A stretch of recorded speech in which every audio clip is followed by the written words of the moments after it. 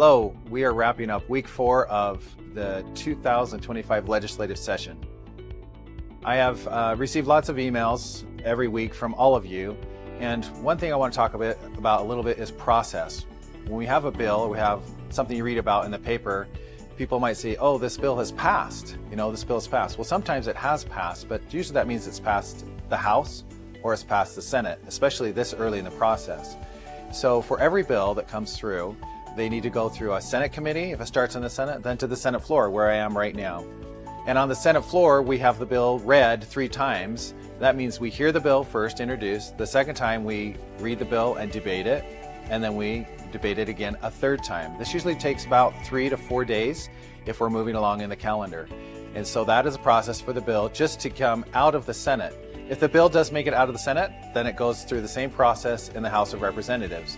It will go to a House committee where the bill will be vetted. It could be voted up or down. If the bill is then voted down in that committee, the bill is then dead, even though it may have passed the Senate. If it does make it out of the House committee, then it goes to the House floor, where it could then maybe pass or fail. And then once that bill is out of the House, then it goes to the governor's desk, and then he can veto the bill or not. The same is true for the House. If the bill starts in the House, it goes through those processes, and it has to make it through all of those steps. I wanted to make sure that you're aware of that. Most of you probably are. But sometimes we hear, oh, these bills are going through really quickly, or being done in the dark back corners in the chambers of the Senate. That is just simply not true. There is ample opportunity for the public to come opine on these bills, to give their comment, to go to committee, and if you don't want to go to committee, you can even log on and testify in committee virtually. So you can say, I like this bill, or I don't like this bill. And that has a chance that gives an opportunity of good vetting for our bills and to make sure that everyone's voices are heard. Sometimes people say, well, I don't like that bill. It didn't have my support. How could you have voted for it?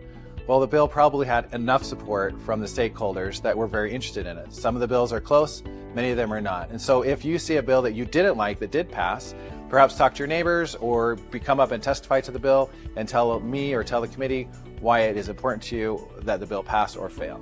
And it's a very, very open process. The Capitol is very easy to get into, and you walk right into the committee rooms and you can testify. You don't have to be on a list. You just show up, and I'm a chair of a committee. I'll recognize you and come up and talk about the bill. So that's a process of legislation, and it's a good process. Sometimes slow, a little bit messy, but that's the way we want it so we get the best policy possible. I look forward to talking to you again next week, and have a wonderful holiday weekend.